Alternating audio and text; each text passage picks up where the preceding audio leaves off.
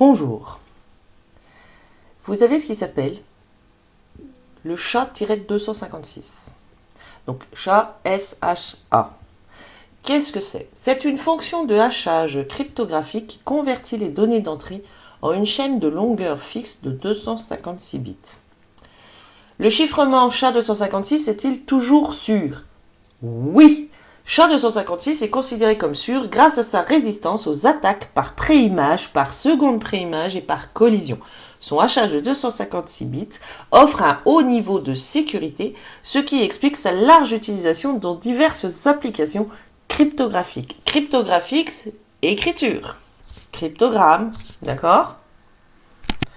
Donc ceci vous permet de vérifier si sur un document, vous avez la même chose d'un document à l'autre, d'une image à l'autre ou d'un nom à l'autre. Par exemple, vous avez Alexandra Camille de la lignée Dupont qui écrit à un individu de ces fausses institutions frauduleuses, là, de cette mafia, et qui écrit son nom comme ceci, et qui dit « Vous répondez à ce nom-là », ça, d'accord, ou Alexandra Camille, qui est son nom propre. Et donc, il existe un cryptogramme défini, une clé numérique unique pour cette écriture. Alexandra Camille Dupont écrit ainsi, d'accord? Il existe une seule clé. Et là, vous faites convertir en SHA-256. Et vous obtenez la clé. D'accord? Vous obtenez ici la clé. Ok? Clé numérique unique. Donc, vous voyez, vous avez cette clé numérique unique de base.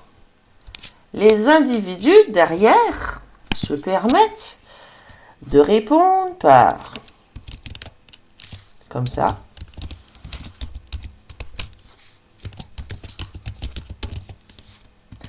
Ou comme ça.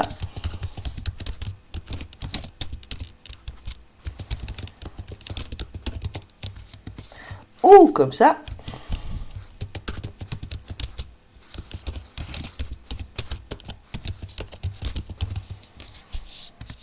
Etc. etc. Vous êtes d'accord? Vous êtes d'accord d'écrire toute capitale avec un accessoire de nom devant. D'accord?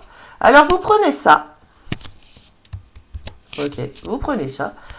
Et vous venez le mettre en vérification pour voir si c'est la même clé. D'accord? Vous mettez ça ici et vous convertissez. Et vous obtenez, ça commence par 9AD et ça finit par DC7. D'accord? Et vous copiez cette clé. Et là, qu'est-ce qui se passe? Il se passe que d'un point de vue numérique et écriture symbolique, d'accord, et lettres, ce n'est pas la même chose. Regardez, 08 petit e, 9AD, vous voyez, c'est pas la même chose. BAE7, DC7. Cela veut dire quoi? Cela veut dire que lorsqu'Alexandra Camille fait un courrier et qu'elle demande à ce qu'il lui soit répondu à Alexandra Camille, ce qui est logique, si lettre se présente à Alexandra Camille, même si c'est de la lignée Dupont aussi, c'est cette clé-là qui doit ressortir de tous les écrits qu'elle reçoit. C'est-à-dire que les autres lui répondent en courtoisie, égalité, lui répondent avec la même écriture. Et là, qu'est-ce que nous avons comme preuve? Nous avons comme preuve que Alexandra Camille Dupont n'est pas égale à MME Dupont toute capitale Alexandra. Et c'est pareil pour les autres. Voilà. Ce qui veut dire que le document constitue un faux en usage de faux. Très belle journée à nous!